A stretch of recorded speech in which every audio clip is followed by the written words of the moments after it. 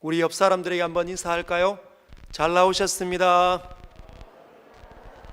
잘 나오셨습니다. 네.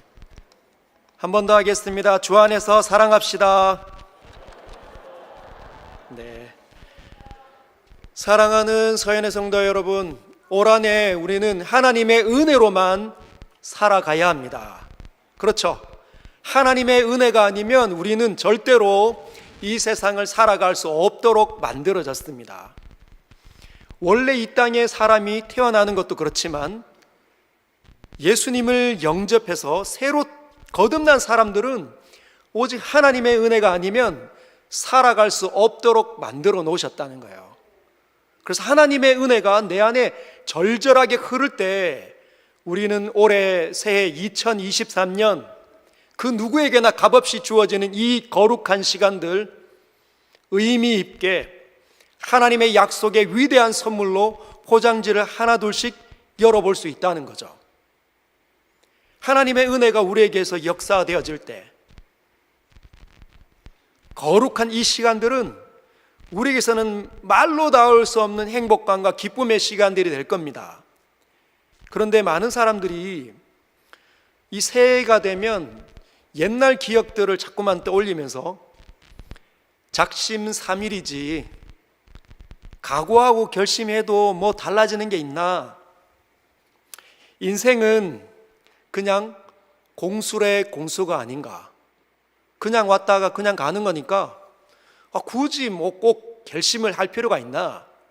그냥 주어지는 대로 살면 되지. 여러분, 그렇게 살면 안 됩니다. 하나님의 사람들은 이번에 무너진다 할지라도 다시 결심해야 합니다. 다시 각오해야 되고 다시 그 마음을 잡고 하나님 앞에서 나에게 주어진 이 시간들을 아름답게 거룩하게 의미 있게 사용해야 된다는 거죠. 그런데 마음을 그렇게 먹고는 싶은데 안 되기도 합니다. 누가 안 될까요? 어떤 사람들은 그냥 시간에 맡기는 것 같은데 왜 자꾸만 결심하지 못하고 의지를 이렇게 마음속에서 잡지 못할까요? 그 이유는 샬롬이 무너졌기 때문이에요. 마음의 평강이 무너졌기 때문입니다. 마음의 평강이 무너지면 아무리 결심하고 싶어도 결심이 안 생긴다는 거예요. 내가 지금 현재 마음이 갈라져 있으니까. 어떤 일로 인하여서 마음이 깨뜨려지면 결심이 생겨나지 않습니다. 그 자리에서 뛰쳐나오고 싶지만 의지가 안 생기니까 할 수 없다는 거죠.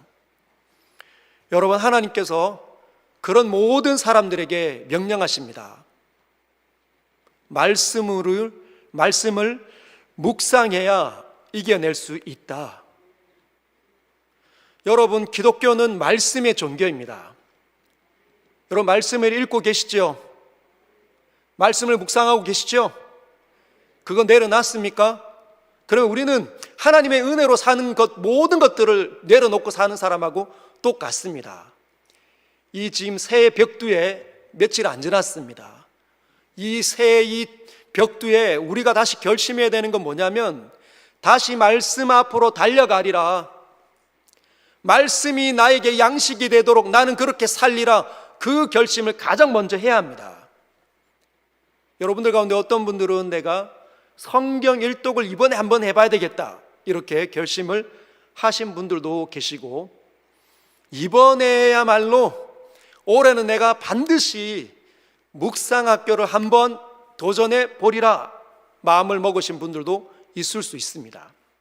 어떻게든지 간에 여러분, 말씀 앞에 앉아 있는 것 하지 못하면 우리는 종교인이 될 가망이 많습니다. 종교인, 예배 드릴 때 예배 드리러 그냥 나오는 거죠. 예배 드리는데 감동이 나에게 일어나지 않고 하나님을 인식하지 않는 그 상황 속에서 하나님을 예배하는 그냥 종교인이 될 수 있습니다. 그냥 내가 새벽을 깨웠으니까, 나는 새벽기도 하니까, 나는 예배생활 하니까, 나는 목사이니까, 나는 권사이니까, 나는 집사이니까. 여러분, 그것이 우리를 하나님의 은혜 가운데 흐르게 하는 도구가 아닙니다. 하나님의 은혜가 우리에게 머물려면 우리가 말씀을 읽어야 된다는 거예요. 여러분, 하나님께서 인간을 창조하셨는데 인간이 만물의 영장 아닙니까? 그렇죠. 여러분들은 사람들을 보면서 어떤 느낌이 듭니까? 자기 자신을 보면서 어떤 느낌이 듭니까? 정말 위대한 최고의 작품처럼 여겨집니까?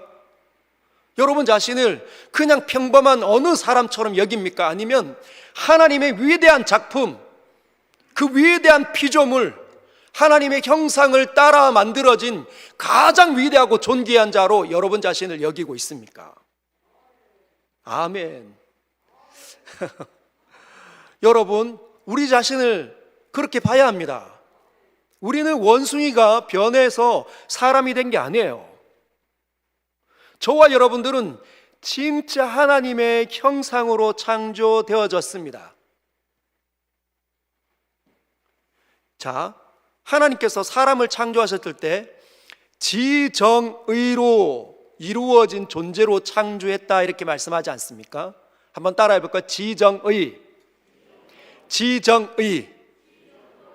지가 뭐냐면 인간의 이 인격이 있는데 이 인격 존재가, 인간이라는 존재가 지식일, 즉 지성적인 영역을 갖고 있는 존재라는 겁니다.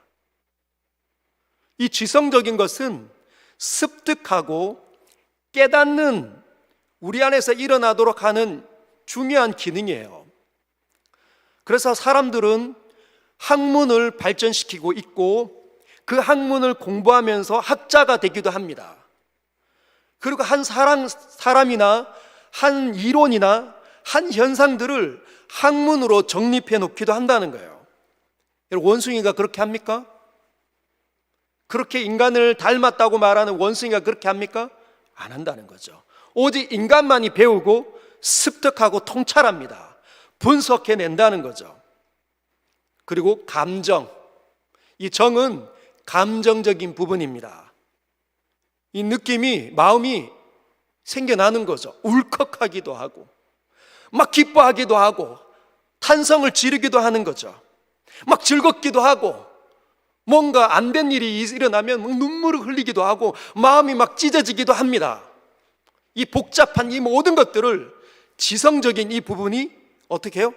미묘하게 분석해 내기도 한다는 거예요. 그리고 의지, 그 상황에 맞는 행동을 할 수 있도록 추진력이 이 안에서 일어나야 된다는 겁니다. 행동이 일어나고 사고가 일어나고 움직임이 일어나는 거죠. 몸을 이끄는 것, 이것이 지정의가 인간에게 있다는 겁니다. 여러분, 아기가 만약에 태어났어요. 엄마가 아기를, 이렇게 태어난 아기를 볼 때 어떻습니까? 아기가 태어났구나. 이 지성이 그 사실을 깨닫습니다. 그러면서 그 아기가 나를 닮았구나. 코도, 눈도, 입술은 왜 그렇게 예쁘고 앵두 같은지. 엄마의 이 지성이 그 모든 것들을 분석하면서 사랑의 감정이 불을 듯 일어나는 거죠. 그러면 어떻게 됩니까?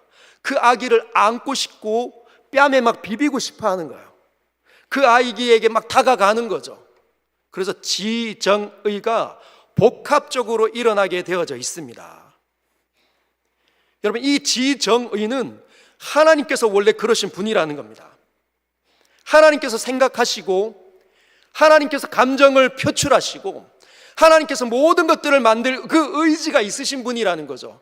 그 하나님을 닮게 우리는 창조되어졌습니다. 유일하게 이 땅에 인간만이 창조주 영원하신 하나님을 닮도록 그 형상으로 지어졌다는 것이죠. 그런데 이 인격이, 인간의 이 본질이, 하나님의 형상이 제대로 이 지정의가 발휘를 하면 여러분 놀라운 일을 해낼 수 있습니다.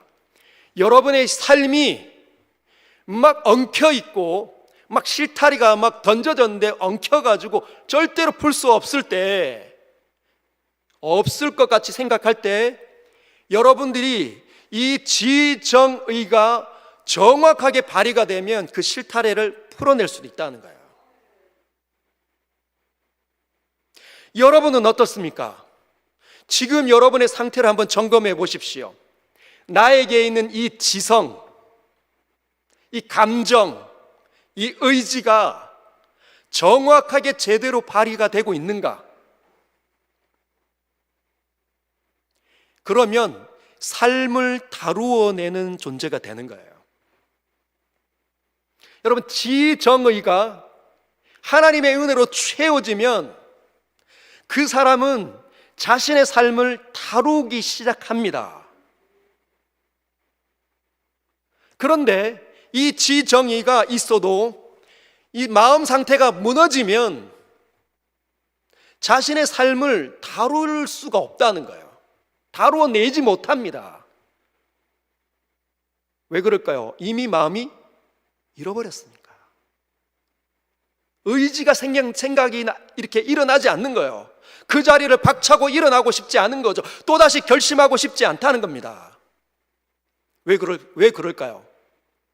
마음이 이 안정감이 사라지니까 불안한 가운데 마음이 편할 때는 지정의가 제대로 역할을 하는데 이 마음의 평간이 다 무너지고 나니까 제대로 보지 못하는 겁니다. 불안하니까. 시야가 매우 좁아지는 거죠. 하나밖에 보이지 않는 거예요. 나는 큰일 났다. 잘못 보기 시작하면, 잘못 판단 내리기 시작하면 이 지성이 제대로 그 모든 것들을 판단 내리지 못하면 감정이 엉뚱한 방향으로 막 휘달려 간다는 겁니다. 여러분은 어떻습니까? 여러분 마음 상태에 여러분에게 일어나는, 나에게 일어나는 그 모든 것들이 제대로 보여지고 제대로 내가 그 감정대로 그 상황에 맞는 감정이 일어나고 그것들을 해결할 수 있는 의지가 일어나는지 여러분 한번 보십시오. 그래서 새해가 나에게 새롭게 주어졌는데 우리 흔히 그런 말 하지 않습니까? 오늘은 어제 죽은 사람이 그렇게 살고 싶어 했던 내일이었다. 어제 죽은 사람이 한 번만 살아봤으면 좋겠다, 한 번만 살아봤으면 좋겠다 했는데 못 살고 어제 죽은 겁니다. 근데 우리는 살았어요. 우리는 그 시간을 누립니다. 2023년을 나에게 선물로 하나님께서 주셨고 그 시간을 받았는데 어떤 각오와 결심을 여러분 하고 있습니까? 하나님의 눈으로 그것이 해석이 됩니까? 아니면 옛날처럼 여느 똑같은 날로 그냥 보여집니까? 그래서 나의 의지는 아무것도 결심하지 못하고 그냥 그 시간을 흘러가도록 내버려 두고 있습니까? 여러분, 현대를 절망의 시대라고 하죠. 이 청년들, 오늘 우리 특송을 했지만 청년들이 절망감이 너무나 많습니다. 해도 안 되는 것 같다. 해도 어려울 것 같다. 여러분, 사실 저도 죽고 싶었던 적이 있었습니다. 예수 믿고 난 다음에 제가 고등학교 1학년 때 예수님을 믿었는데 고3이 되니까 죽고 싶은 거예요. 여러분, 시험의 압박감 얼마나 무거운지. 제가 수능 1세대입니다. 수능 1세대인데 그 1세대 때 수능을 2번 봤어요. 1세대와 2세대가 수능을 2번 봤습니다. 여러분, 처음에는 이 수능을 치른다 이런 생각이 없었습니다. 학력고사가 이제 제가 고등학교 2학년 때 학력고사가 끝이 났고 제가 고3이 될 때 본고사 50%, 수능 20%, 내신 30% 했는데 그것이 5월쯤에, 여러분 고3이 시작돼서 5월 총과 중순에 입시 요강이 딱 이제 세팅이 됐습니다. 막 말도 많고 탈도 많았는데 입시가 완전히 결정이 됐는데 본고사 폐지, 수능 70, 내신 30. 이 수능을 제대로 준비하지 못했고 처음 시험이 들어오니까 출제위원들도 너무 난리였습니다. IQ 테스트 같기도 하고 그냥 외워서 문제를 푸는 학력고사하고는 차원이 달랐습니다. 그러니 수능과 좀 거리가 멀었는데 내신은 좋았는데 수능이 너무 잘 안 나온 겁니다. 본고사는 잘 나왔는데 수능이 잘 나오지 않으니까 갑자기 등수가 아래로 쫙 처지는 겁니다. 마음의 절망감이 얼마나 밀려오는지. 5월에 입시 요강이 이렇게 완전히 결정이 되고 8월에 시험을 쳤습니다. 어땠을까요? 하늘이 막 무너지는 듯한, 눈을 뜨면 아, 이곳이 나의 집의 천장이 아니라 내가 그렇게 사랑했던 그 하나님의 나라 천국이었으면 좋겠다. 그렇게 소원을 품은 적이 한두 번이 아니었습니다. 죽고 싶다. 여러분, 죽고 싶다에 그렇게 떠오른 그 감정과 그 감정이 떠오르면, 그 생각이 머물면 의지는 그냥 하나도 생겨나지 않습니다. 그냥 시간만 쭉 흘러가게 되는 거죠. 여러분, 어쨌든 잘 극복을 했습니다. 그런데 군대 제대하고 난 다음에 또 비슷한 증상이 일어나더라고요. 군대 제대하고 났더니 이제 현실 감각이 막 밀려오는 겁니다. 이제 이렇게 철부지처럼 부모님께 용돈 타서 사는 삶을 이제 중단해야 되고, 미래를 준비해야 되는데 아는 것 하나도 없는 것 같고, 나는 그동안 뭘 했나, 내 친구들은 그렇게 앞서가는 것 같은데, 그 생각에 머무니 이 안에서 또 절망감이 막 올라오는 겁니다.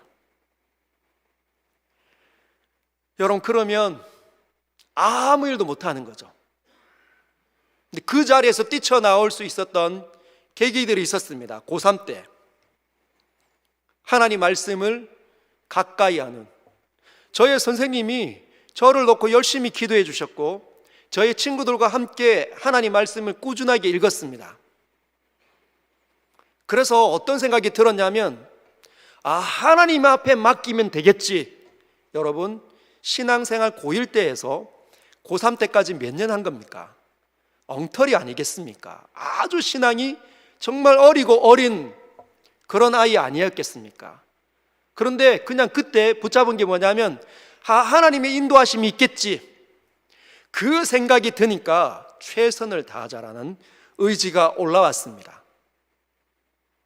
해보면 되겠지. 그래서 고3 때 선생님이 학교 가면 선생님이 이제 이렇게 고3이니까 너네들 마음대로 하든지 아니면 선생님과 함께 하든지 문제를 풀든지 하지 않습니까? 수능 1세대니까 선생님들도 아무 생각이 없습니다. 그래서 제가 가장 잘하는 걸 해야 되겠다. 제가 가장 잘 알고 가장 사랑하는 게 생물이었습니다. 그 생물을 5일 만에 마스터를 했습니다. 별로 안 놀라시네요. 생물 전체를 5일 만에 참고서, 노트, 문제집, 총정리 1편부터 한 15편 정도 돼 있는 그 세 가지를 5일 만에 전체를 다 훑는데, 이 총정리에서 한두 개 틀리면 통과. 그렇습니다. 제가 제일 잘하는 거니까 5일 만에 끝냈습니다. 그 다음 잘하는 게 화학, 8일 만에 끝냈습니다. 그 다음 잘하는 거 물리, 한 달은 가더라고요. 영어 사전 외우기 시작했습니다. 외우고 또 외우고 시간을 쫓겨서 외우고 또 외웠습니다. 그때 그 앞에 포스트에 도서관에 항상 붙여져 있었던 게 뭐냐면, 하나님 안에서 최선을 다하자, 주님께 맡기고. 여러분, 군대에 제대하고 난 다음에 동일했습니다. 절망감이 막 밀려올 때, 제가 영어 공부를 12시간 했다고 말씀을 드린 적 있죠. 영어 공부 12시간 하니까 한 3개월 정도 지나니까 여러분, 외국인이랑 이야기가, 그 사람들의 언어가 들리기 시작하고 떠듬떠듬거리지만 그 사람들에게 이야기하기 시작했습니다. 그런데 문제는 알고 나면 더 불안해진다는 거예요. 모를 때는 용기가 있는데 알고 나면 더 불안감이 더 왔습니다. 그게 뭐냐? 내가 모르는 게 어마어마하게 많구나라는 사실을 알게 되는 거예요. 내가 영어 공부를 시작하면 할수록 내가 모르는 단어가 훨씬 많고, 내가 모르는 문법이라든지 이런 모든 것들이 훨씬 많고, 어려운 것들이 훨씬 많다는 것을 알게 되니까 너무너무 힘들더라고요. 근데 그때 이겨낸 게 뭡니까? 그때 교회에서 임원으로 뽑히면서, 청년부 임원으로 뽑히면서 삶이 달라진 겁니다. 청년부 임원이 되면서 청년부를 위해서 이제 대표기도도 한 번씩 해야 되니까 성경을 읽기 시작한 겁니다. 대표기도 잘하기 위해서 어디를 읽어야 되나요? 시편을 읽기 시작하는 거죠. 기도가 이렇게 가장 아름답게 기록이 되어져 있으니까 나도 다윗의 이 시편을 읽으면 기도를 잘하겠지, 막연한 기대 속에 그렇게 읽다 보니 마음속에 자꾸 하나님의 소리가 들리는 겁니다. 그러다가 나는 예수님과 무슨 상관이 있나, 그런 생각이 불뜻 일어났습니다. 그래서 성경 앞에 앉아서 예수님의 이야기를 한번 읽어봐야 되겠다. 내가 그동안에 정확하게 예수님이 무슨 일을 하셨는지 내가 모든 것들을 꿰뚫지 못하는데 한번 이번에 제대로 한번 읽어보자. 그래서 요한복음을 읽기 시작했습니다. 여러분, 요한복음을 읽는데 눈물이 얼마나 많이 쏟아졌는지 몰라요. 아무 말씀이 아니었는데, 저의 죄악을 지적하는 것이 아니었는데 소망이 막 가슴 속에서 막 뭉글뭉글 일어나는 겁니다. 근데 그러고 나니까 제가 미래에 대한 불안감이 완전히 사라지는 거예요. 상황은 달라진 게 아무것도 없었습니다. 근데 뭐가 달라졌냐? 제 마음 상태가 달라진 거예요. 세상을 바라보는 눈이 어둠과 절망으로 바라보는 게 아니라 하나님 눈 안에서 새로운 시각으로 바라보기 시작하는 거죠.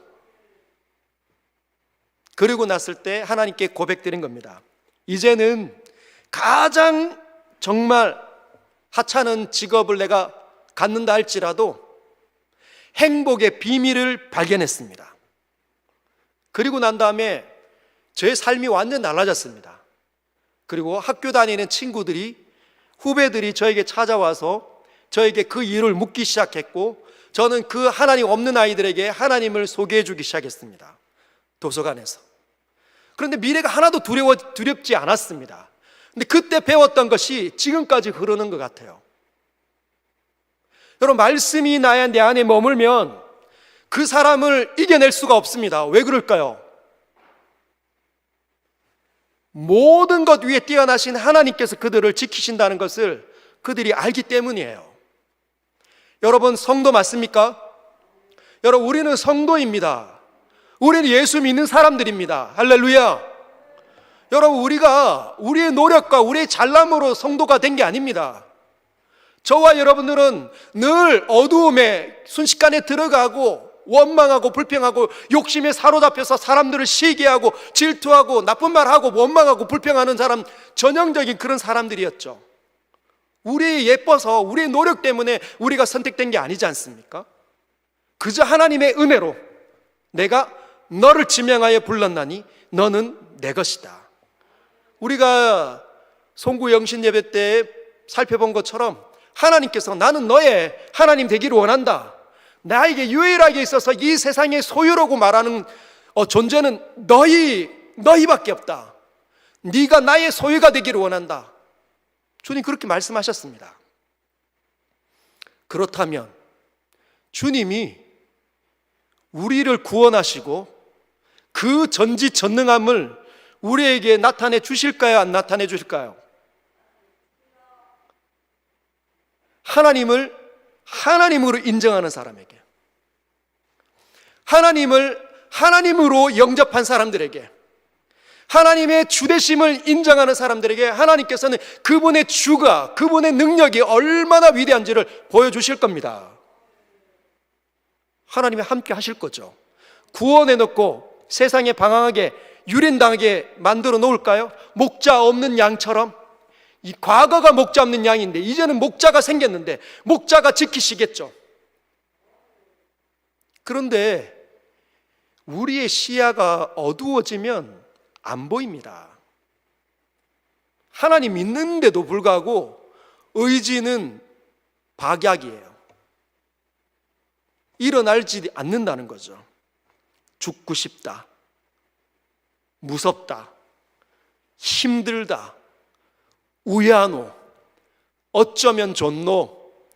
우리의 일상의 이 말 속에서 희망적이거나 미래지향적이거나 이러지 않다면 우리는 우리 자신이 지금 지정의가 망가져 있음을 기억을 해야 합니다. 그래서 이것이 언제 다시 새롭게 제대로 역할을 하느냐? 하나님 안에 샬롬을 누릴 때. 여러분, 오늘 하나님께서 여호수아에게 이렇게 도전한 겁니다. 6절을 같이 한번 읽어볼까요? 같이 한번 읽어보도록 하겠습니다. 시작. 강하고 담대하라. 너는 내가 그들의 조상에게 맹세하여 그들에게 주리라 한 땅을 이 백성에게 차지하게 하리라. 지금 강하고 담대하라. 누구에게 말하는 겁니까? 여호수아에게. 7절에는 오직 강하고 극히 담대하여. 9절에는 강하고 담대하라. 두려워하지 말며 놀라지 말라. 여러분, 이 위대한 사람 여호수아입니다. 모세의 수종자. 모세가 어떻게 하나님을 예배하고 하나님을 만나러 들어갔는지 다 보고 배웠던 사람이 바로 여호수아인데, 그 여호수아가 지금 어떤 상황에 떨어진 거죠? 두려워하는 절망 가운데 그가 들어가고 있습니다. 강하고 담대하라. 강하고 담대하라. 강하고 담대하라.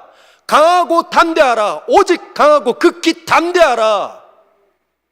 여러분, 하나님의 음성이 저와 여러분들을 향하여 있음을 기억하십시오. 여러분, 지금 삶이 만만치 않죠? 돈이 있어야, 진짜 돈을 악착같이 벌어야, 저축하고 또 저축하고 더 많이 저축해야 내 미래가 보장될 것 같다고 생각하는 그 사고방식은 어디로부터 온 겁니까? 네? 마귀로부터? 이 세상으로부터 온 거죠. 그런데 여전히 지고 있는 우리의 현실 아닙니까? 남편과 아내가, 아빠와 엄마의 대화가 그런 것들로 많이 이루어져 있다면 이미 끌려다니는 겁니다. 사랑하는 성도 여러분, 우리가 하나님을 믿는 그 순간부터 이 세상이 다른 방식으로 펼쳐져 있다는 것을 알게 되었죠. 하나님께서 천지를 창조하셨다는 것, 이것이 그냥 우연히 한 세포가 진화되어서 사람이 되고 원숭이 되고 이렇게 된 게 아니고, 하나님을 믿는 그 순간부터 우리는 뭘 보는 겁니까? 하나님께서 모든 피조물들을 각각의 모양으로 창조하셨구나. 그리고 나도 그 가운데 있다는 거죠. 하나님께서 나를 창조하셨다. 그리고 역사 속에 나를 보내신 분이 바로 하나님이시다. 이거를 느끼는 것 아닙니까? 그러면 그 모든 것들은, 여러분, 우리가 살고 죽는 건 하나님의 뜻 가운데 있는 겁니다. 그런데 많은 사람들이 집사님이시고 권사님이시고 장로님이신데 누군가 어려움을 당하면 큰일 났다. 그 사람들 어떡하나? 여러분, 그런 말이 내 입에서 나온다는 말은 여전히 나에게 어떤 한 부분에 있어서는 세상적인 가치관이 끊어지지 않는 그 구습이 있다는 걸 꼭 기억해내야 합니다. 우리는 그 모든 것들을 하나님의 시각으로 볼 수 있어야 합니다. 내게 일어나는 것, 내게 다가오는 사람, 내가 지금 처해 있는 이 상황은 하나님의 거룩한 계획 속에 일어나는 것을 여러분 그렇게 볼 수 있어야 된다는 거죠. 그것이 하나님을 만나서 제대로 살아난 이 인격이 회복된 사람이 갖추는 그 지성적인 활동입니다. 그러지 못하면 우리는 어떻게 되는 거예요? 이 하나님의 세계관 속에서 바라보지 못하면 여전히 세상이 만들어 놓은 그 가치관에 파묻혀 있는 겁니다. 내게 일어나는 그 모든 일. 사랑하는 성도 여러분, 오늘날 시대가 SNS 시대죠. 여러분은 SNS가 뭔지 알고 있습니까? 네, 저도 잘 모르는데. 소셜 네트워크 시스템입니까? 서비스. 그렇군요. 근데 사회가 이렇게 네트워크로 지금 연결되어 있다는 겁니다. 여러분들이 저와 이렇게 문자를 하고 그리고 카톡을 주고받고 하면 그게 SNS 시대에 있다는 거예요. 이 휴대폰을 통해서, 인터넷을 통해서 모바일로 사람들과 막 이어져 있는 거죠. 이게 굉장히 유익한 도구 아닙니까? 음악도 들을 수 있고 또 많은 것들을 할 수 있고 뭐 TV도 볼 수 있고 또 설교나 또 성경도 우리가 듣거나 또 볼 수도 있는데 정말 많은 것들을 할 수 있음에도 불구하고 이것이 우리에게 영향력을 줄 수 있다는 것을 꼭 기억하십시오. 많은 사람들이 SNS 하면 뭐 페이스북이라든지 아니면 인스타그램 이런 게 떠오릅니다. 카톡도. 근데 그렇게 페이스북이나 인스타그램을 우리 젊은 세대가 많이 들어가잖아요. 그렇죠? 아이들이 뭐 초등학교 때부터 중학교, 고등학교, 청년 시기 그리고 요즘에 젊은 세대들은 전부 다 인스타그램 자기 계정 하나씩 가지고 있습니다. 과거에는 뭐 페이스북도 계정 많이 가지고 있었어요. 지금 나이가 드신 분들도 페이스북 안에 들어갈 수도 있습니다. 근데 가서 우리가 보는 게 뭐예요? 나의 그 친구들 이렇게 일촌 맺은 것처럼 되어져 있으면 그 사람들이 글들이 막 올라오는 겁니다. 근데 그 사람들이 글들을 보면서 뭘 생각하라 하는 거예요? 그 사람들이 늘 그렇게 사는구나 생각을 하는 거죠. 오늘도 맛집을 가고 오늘도 호텔에서 잤고 어디 해외여행을 하면 내가 아는 사람들이 야 이런 삶을 사는구나, 그렇게 옷같이 예쁘고 탁월하고 아름답고 멋지게 생긴 사람들 보면 볼수록 뭐가 어떤 기분이 듭니까? 나의 초라함. 그 사람들이 그 많은 사람들이 그렇게 좋아하고 좋아요 누르고 인기 막 몇 개 내가 글 하나 올리면 거의 없어. 조회수도 없고. 그럼 뭘 느끼는 겁니까? 박탈감, 나의 부족함, 아무도 나를 주목하지 않는 것 같고 나는 마치 실패한 것 같고. 여러분, 우리가 선하게 사용할 줄 모르면 이것이 독이 되어서 저와 여러분들에게 절망감으로 다가오도록 만들 수도 있습니다. 시야가 하나님의 세계관으로 보지 못하고 이 시야를 어떻게 보는 거죠? 나는 아무것도 아닌 존재, 나는 돈도 부족한 존재, 나는 지지리도 복도 없어서 그렇게 물려줄 재산이 없는 부모를 만난 그런 가난한 사람. 그러면 어떤 마음이 들까요? 부모님에 향하여서 원망의 마음이, 자신의 인생을 비전어블하게 생각하지 못하는 거죠. 하나님께서는 그 수많은 계획을 갖고 이 땅에 보내었고 이 땅 속에서도 그냥 살도록 내버려둔 게 아니라 하나님의 사람으로 불러냈는데도 불구하고 여전히 세상의 것에 끌려다니는 그 사람이 얼마나 많은지 모릅니다. 시간을 낭비하고 의지는 일어나지 못하고 그냥 게을러져서 나태해져서 아무것도 하지 못하는 사람들이 얼마나 많은지. 여러분, 그렇게 자신을 망가뜨리면 안 됩니다. 그렇게 사회에 이런 소셜 네트워크를 들어가면서 하나님의 말씀을 읽지 않는다, 얼마나 어리석습니까? 이것이 주는 힘이 얼마나 많은지 비교하게 하고 질투를 갖게 만들고 절망감을 갖게 만드는데, 하나님의 말씀은 나에게 생명으로 오고 은혜를 끼치고 소망을 끼치는데 하나님 말씀을 읽지 않으면 우리가 어떻게 살아갈 수가 있겠습니까? 주님이 이렇게 말씀하십니다. 여호수아에게 너는 내가 그들의 조상에게 맹세하여 주리라 한 땅을 이 백성에게 차지하게 하리라. 여호수아에게, 여호수아야, 이제 40년 방황이 끝났다. 이제 요단강을 건너 너는 이 백성을 이끌고 내가 이전에 약속했던 그 땅을 들어가라. 그런데 지금 여호수아가 절망과 두려움 가운데 사로잡혀 있습니다. 왜 그랬을까요? 모세가 죽어버렸으니까. 여호수아 1장에 보면, 여호수아 1장 1절에 보면 여호와의 종 모세가 죽은 후에 여호와께서 모세의 수종자 눈의 아들 여호수아에게 말씀하여 이르시되 죽고 난 다음에 이 말씀이 떨어진 겁니다. 자기가 그렇게 보았던 스승, 멘토, 그가 모든 것들을 했는데, 그가 기도하면 하나님 들으시고 응답하셨는데, 방망이를 가리켜 하늘로 향하면 홍해가 쫙 갈라지고, 그 어마어마한 거 다 봤지 않습니까? 근데 자기는 그런 능력이 없거든요. 그리고 그 백성들이 어떤 백성들입니까? 퍽하면 모세를 향해서 원망하고 불평하고, 뭔가가 이게 불만이 일어나면 돌로 모세를 치려고 했던 그 강력한 사람들 아닙니까? 내가 이 사람들을 이끌 수 있을까? 책임감이 어마어마합니다. 사랑하는 성도 여러분, 우리 청년 여러분, 이제 고3 끝내고 이제 청년 일부에 들어왔는데, 미래가 막 밝은 것 같은 사람도 있고, 암울할 수도 있겠다라고 생각하는 사람도 있을 수 있습니다. 여기에는 아버지로서, 어머니로서 그 가장의 그 힘, 엄마의 그 무게, 가장의 무게 때에 몸서리 치는 분이 있을 수 있습니다.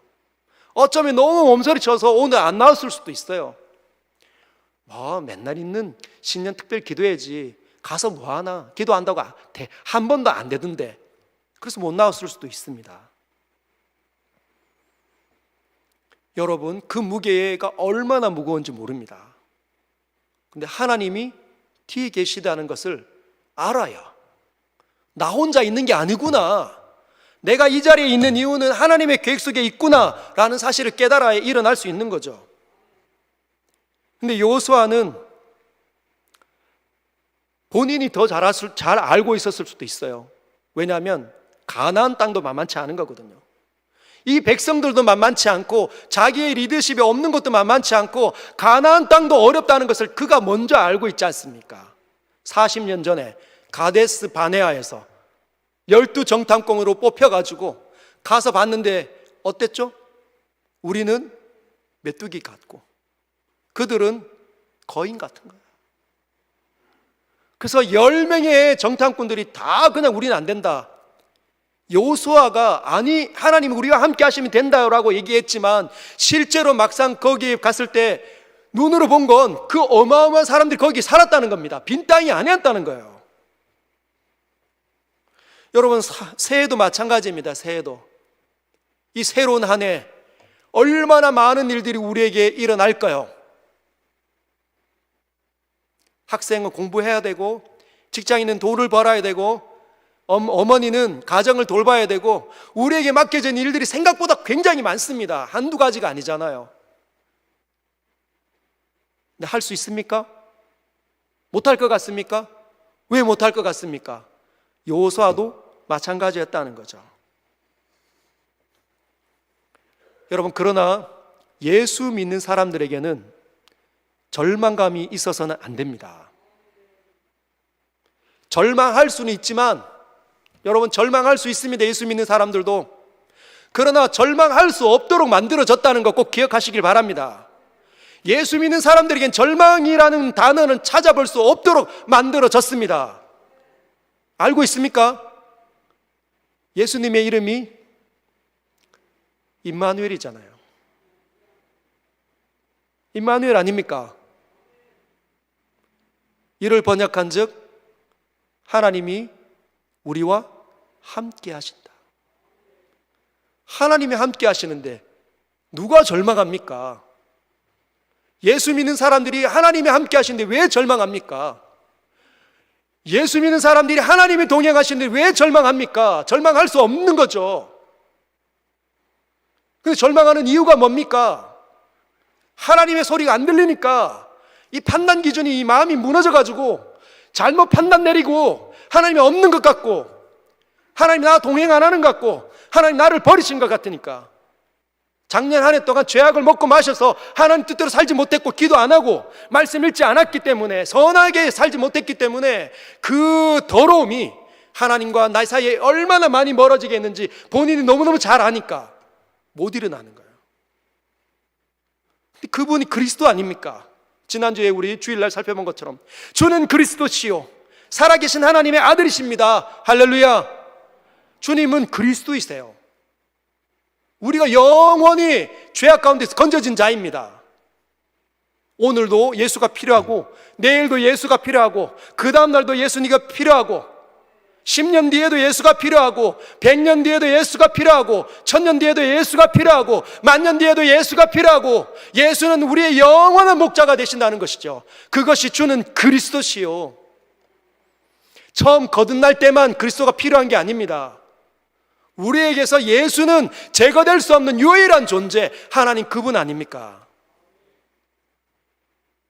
그런데 왜 절망합니까? 우리가 엉터리 같은 삶을 살았기 때문에 주는 그리스도가 되신 거 아닙니까? 어제의 엉터리 같은 삶이 있었기 때문에 주는 그리스도로 우리에게 다가오신 겁니다. 우리를 위해서 영원한 피를 쏟아내신 것이지요. 그리고 우리 모든 저주를 덮으신 겁니다. 그것이 하나님의 선언입니다. 우리의 엉터리 같은 삶의 선언이 아니라 하나님의 위대한 선언이라는 거죠. 그 위대한 선언을 누가 막을 수 있습니까? 누가 하나님의 의지를 꺾을 수 있습니까? 그분이 하시겠다 하셨는데, 그분이 우리를 구원하시겠다 하셨는데, 그분이 우리에게 찾아오셨는데, 그분이 우리에게 나타내셨는데, 우리에게 믿음 주셨는데, 우리에게는 절망 없다는 것 꼭 기억하시길 바랍니다. 이 절망감이 우리에게서 사라지려면, 이 임마누엘이 누려지게 되려면 말씀 안으로 들어가야 합니다. 오직 말씀 위에는 아무것도 없습니다. 여러분, 성경이 어떻게 쓰여졌다고요? 하나님의 감동으로 쓰여졌습니다. 이 성경이 하나님의 감동으로 쓰여졌다는 거예요. 여러분, 하나님이 누구이십니까? 하나님이 말씀이시잖아요. 요한복음 1장 1절에 이렇게 되어져 있습니다. 같이 한번 읽어볼까요? 시작. 태초에 말씀이 계시니라. 이 말씀이 하나님과 함께 계셨으니 이 말씀은 곧 하나님이시니라. 그가 태초에 하나님과 함께 계셨고, 여러분, 말씀이 누구시라고요? 하나님이시라는 거죠. 영원하신 하나님께서 이 생각을, 그분의 의지를 여기에 담으셨습니다. 그리고 저와 여러분들은 이 성경을 읽으면서 어떻게 이 지성적인 능력들이, 우리가 그동안 보았고 그동안 얻었던 그 수많은 능력들이 믹싱이 되어서 하나님의 은혜로 말미암아 어떻게 하나님의 세계관으로 들어가는 거죠. 하나님 나라의 방식 안으로 뚫고 들어가게 되어져 있습니다. 우리 머릿속에서 하나님의 나라를 그리게 되는 거죠. 그래서 우리는 말씀 안으로 들어가야 합니다. 그리고 하나님께서 말씀으로 창조하셨다. 요한복음 1장 2절 또 읽어볼까요? 2절 저기 단가요?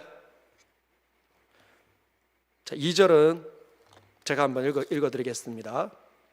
3절까지. 말씀이 그로 말미암아 지은 바 되었으니 지은 것이 하나도 그가 없이는 된 것이 없느니라.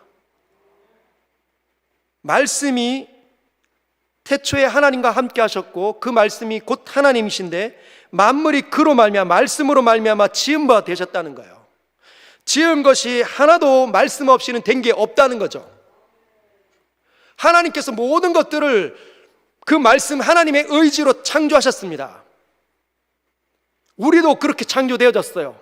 모든 만물은 하나님의 말씀으로 창조되어졌기 때문에 말씀 안에 있을 때만 가장 안전하고 가장 자신의 생명력을 발휘할 수 있게 된 겁니다. 그래서 우리는 말씀 안으로 다시 달려가는 거예요. 저와 여러분들이 정말 예수님을 영접한 사람들이라고 한다면 반드시 그 말씀 때문에 저와 여러분들은 가슴이 다시 뛰기 시작할 겁니다. 그러면 하나님의 소리가 들리는 거죠. 하나님께서 나와 함께 하신다는 그 의지가, 그 모습이 느껴지기 시작합니다. 아무것도 안 일어났는데, 여전히 바깥에는 똑같은 상황인데 내 삶 속에, 내 뒤에 하나님이 함께 하시는 것 같은 느낌이 드는 거예요. 두렵지만 해보자. 두렵지만 한번 일어나 보자. 한번 다시 달려가 보자. 하나님이 하시면 할 수 있다. 여러분, 이 자신감은 세상 사람들이 그냥 하는 자신감하고 들립니다. 세상 사람들도 할 수 있다, 해보자, 하면 된다, 이런 말 하잖아요. 그들의 그 결심하고는 다릅니다. 왜? 하나님으로부터 온 결심이니까. 하나님으로부터 온 결심이니까 하나님께서 생각나게 하신 겁니다. 그래서 여러분과 저는 어떤 일들을 해야 되냐? 새해에 하나님 말씀 안으로 다시 달려가는 일을 해야 합니다. 그 어떤 일보다도 더 많이 해야 되는 일이 하나님 말씀을 읽어내는 일이에요. 그것이 묵상인 거죠. 오늘 8절에 보면 이 율법책을 내 입에서 떠나지 말게 하며 주야로 그것을 묵상하여 그 안에 기록된 대로 다 짓게 행하라. 그리하면 내 길이 평탄하게 될 것이며 네가 형통하리라. 네가 그 모든 것들을 능히 다루어낼 수 있다면, 있기를 원한다면 말씀을 묵상하라는 겁니다. 여러분, 이 묵상은 어려운 게 아니에요. 이 묵상은 굉장히 쉬운 것으로 이루어져 있습니다. 제가 묵상학교를 이렇게 만들 때, 묵상학교는 제가 만든 겁니다. 우리나라에서 유일하게 있는 게 그 방식은 제가 만든 거예요. 다른 교회에서 시도 한 번도 해본 적이 없습니다. 그런데 그 묵상이 그냥 세 가지로 이루어져 있습니다. 한번 따라 읽어볼까요? 읽기, 기록하기, 되새기기. 성경을 내가 묵상한다. 내가 이 세상을 다루어내기를 원한다. 하나님의 뜻대로 내게 일어나는 그 모든 것들에 정확하게 반응하기를 원한다. 그러면 묵상을 하는데 세 가지만 하면 됩니다. 읽기, 그 다음에 기록하기, 그 다음에 벌써 까먹었죠? 되새기기. 여러분, 읽기 하고 계시죠? 한 번 읽고 지나가면 안 됩니다. 때우기 식의 성경 읽기는 묵상이 아닙니다. 이런 거죠. 아, 내가 장로인데 성경은 안 읽으면 안 되니까 내가 읽어야 되겠구나, 오늘. 여러분, 근데 어제까지는 내가 묵상을 했는데 오늘 때우기 식으로 묵상을 할 수 있다는 거예요. 때우기 식으로 성경을 읽으면 안 됩니다. 아무것도 나하지 않는 거죠. 마치 이런 거하고 똑같아요. TV 채널 이렇게 돌리지 않습니까? TV 채널 막 이렇게 돌리는 이유가 뭐예요? 재미가 없거든. TV 채널을 막 돌리는 이유가 뭐, 재미가 없으면 내 마음에 안 오니까 계속 돌리는 거예요. 그렇게 읽으면 안 됩니다. 그냥 책 읽기처럼 성경을 읽으면 하나도 안 와닿습니다. 어떻게 읽어야 될까요? 성경을 읽을 때 이렇게 읽으십시오. 하나님을 인식하는 채 읽어내야 합니다. 그게 어떻게 하는 거죠? 하나님, 저는 하나님의 사람입니다. 그리고 성경을 읽으십시오. 하나님, 저는 예수의 사람입니다. 예수가 죽어서 살아난 사람입니다. 오늘 주께서 말씀하시는 이 기록된 말씀 제가 읽겠습니다. 짧지만 그렇게 고백하고 읽으십시오. 여러분, 주님이 내가 내 교회를 이 반석 위에 세우겠다 말씀하셨지 않습니까? 그 반석이 뭐라고요? 신앙 고백, 위대한 신앙 고백. 주는 그리스도시요 살아계신 하나님의 아들이십니다. 주님을 어떻게 인식을 하는 채 하나님을 대하느냐에 따라서 삶이 완전히 달라집니다. 성경을 읽는데 그냥 때우기 싫고 읽거나 바쁘어서 핑계를 대기 위해서 순식간에 그냥 이렇게 읽어 지나간다. 그러면 아무것도 남지 않아요. 그러나 여러분, 하나님을 존중하는 마음으로, 주님, 저는 하나님의 사람입니다. 이곳에서, 이 성경에서, 이 부분에서 하나님이 누구이신지를 깨닫게 해주십시오. 그렇게 하고 읽으십시오. 그러면 다릅니다. 그렇게 여러 번 읽으면 어떤 것들이 되냐? 두 번째, 기록하기가 됩니다. 여러분, 기록하셔야 됩니다. 저와 여러분들은 망각하는 존재입니다. 너무 빨리 까먹습니다. 오늘 읽었고 오늘 은혜 받아도 문 열고 나가서 뭐 하면 뭘 다 까먹고 아무것도 생각나지 않는 거죠. 근데 그게 나이가 많아서 그렇게 된 게 아니에요. 목사님, 저는 자꾸 나이가 많아가 여기 들으면 자꾸 까먹습니다. 다 똑같습니다. 어린아이들도 한 번도 생각 안 날 수 있어요. 우리 유치부 어린이들도, 초등부 아이들도 다 똑같습니다. 근데 어떻게 해야 되죠? 기록을 하면 꺼내지는 거예요. 꺼내지는 거예요. 기록을 하면 내가 그때 아침에 하나님 말씀을 읽을 때 어떤 느낌이었구나, 그것이 생각이 납니다. 그래서 사소한 거라도 기록을 하십시오. 되도록이면 질문을 던지십시오. 하나님, 왜 이 일을 행하셨습니까? 이 단어는 무엇을 뜻합니까? 그런 질문. 그리고 그 속에서 뭔가가 깨달았어요. 그러면 뭐라도 끌적이십시오. 그 통찰이든지 그 은혜든지 뭐라도 적어 놓으시면 딱 좋습니다. 특별히 어디 노트가 있으면 더 좋고, 노트가 없으면 성경 여백이 있는 성경을 사셔가지고 거기다가 날짜를 적으십시오. 2023년 1월 2일 하나님께서 나에게 믿음이 뭔지 가르치셨다. 믿음은 하나님을 인식하는 것. 딱 적는 거죠. 그러면 다시 여러분이 그 모습을 보면 거기에 하나님 만났던 현장이 있고, 그 현장이 한번 기록이 되면 여러분들에게 여러분 기억을 다시 떠올리게 하고 하나님께서 여러분들을 그 자리로 다시 이끌어가는 데 도움이 됩니다. 그게 기록하기에 중요한 요소예요. 세 번째가 뭐죠? 되새기는 거. 여러분, 정확하게 묵상이 되기 시작하는 시점이 되새기기부터 되는 겁니다. 여러 번 읽고 질문을 던지고 하나님 왜 그러셨는지 질문하고 얻은 통찰 은혜들 거기 막 적다 보면 이것이 시간이 한두 번, 한 세 번 쌓이면 하나님께서 어떻게 해요? 시야를 바꿉니다. 그리고 그 사람에게 하나님 살아있음을 막 가슴이 뛰고 뭉클거리고 갑자기 죄가 깨달아지고 하나님 앞에 엎드리고 눈물이 흐르고 감동이 일어나고 치유가 되는 그 놀라운 일이 일어나게 만드신다는 거죠.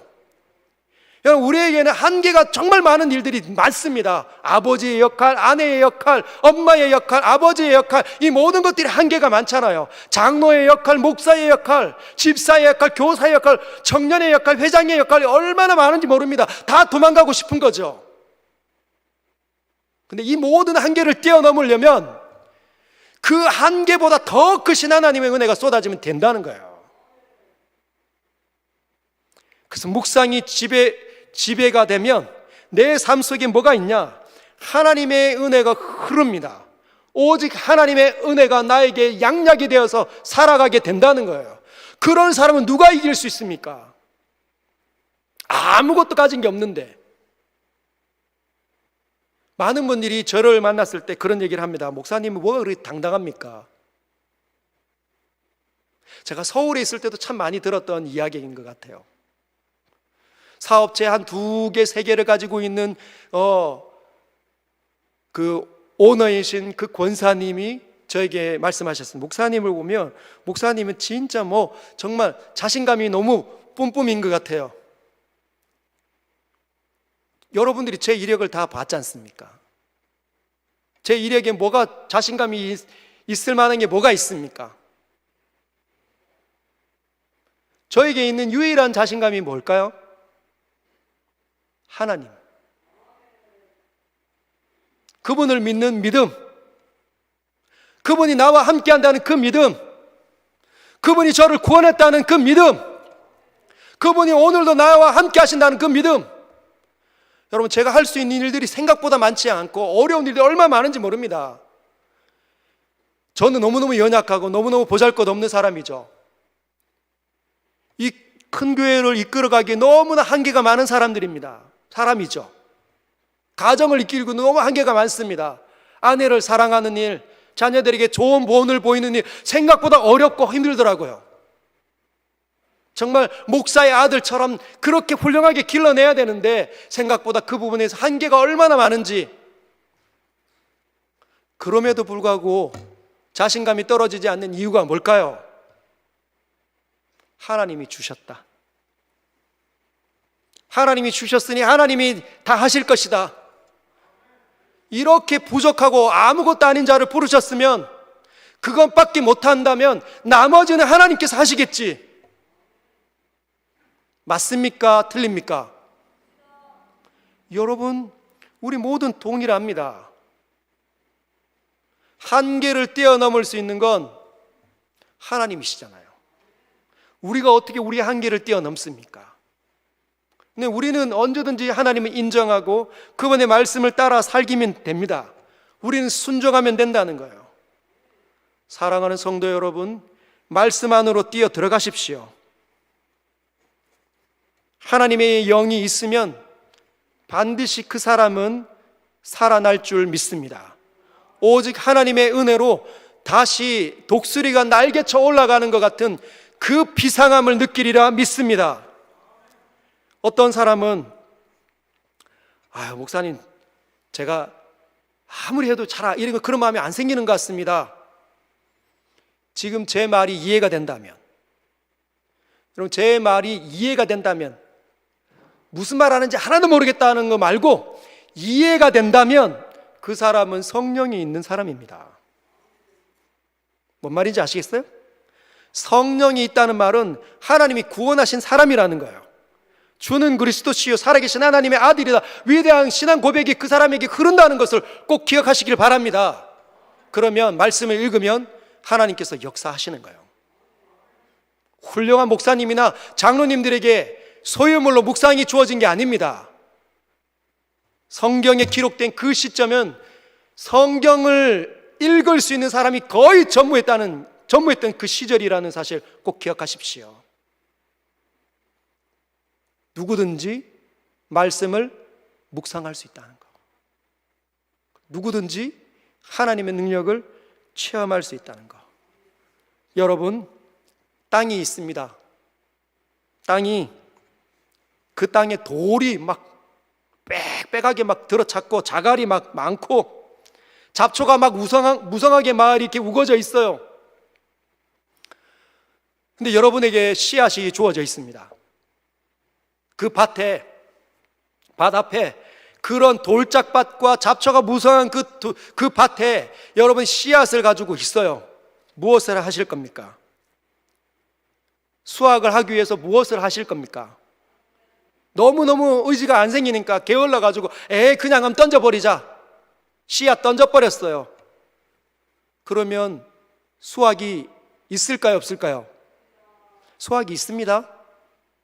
씨앗을 던지면 그 밭이기 때문에 잡초가 생겨나는 것처럼 그것도 열매를 맺을 거예요. 그러나 풍성한 수확이 맺혀지지 않는다는 거죠.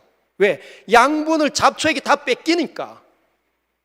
돌짝밭에 있어서 때로는 그 강력한 그 햇볕이 내리쬐면 뿌리를 내리다가 다 타버리는 겁니다. 수확을 얻으려고 하는데 씨앗을 그냥 뿌려버리는 거예요. 어떻게 해야 할까요? 이 새 벽두에 여러분 무엇을 해야 합니까? 돌을 걷어내는 거죠. 남들처럼 훌륭한 쟁기가 없다면 뭘 해야 합니까? 삽으로 하든지 돌멩이를 하든 손으로 하든지 돌을 걸러내야 합니다. 잡초를 뽑아야 됩니다. 땅을 뒤집어 엎어야 된다는 거예요. 그 수고함이 필요합니다. 그러고 난 다음에 그 씨앗을 뿌려보십시오. 어떤 열매가 맺혀집니까? 30배, 60배, 100배의 결실을 그때 맺는 거죠. 할렐루야. 이 새 벽두에 우리는 그런 결심을 해야 합니다. 하나님, 저에게 있는 그 모든 자갈 무엇입니까? 잡초는 뭡니까? 뭐가 무성하게 있습니까? 말씀을 읽었는데도 그렇게 열매가 맺혀지지 않는 이유들이 무엇입니까? 제게 보여주십시오. 제가 경작하겠습니다. 그리고 그 일을 시작하십시오.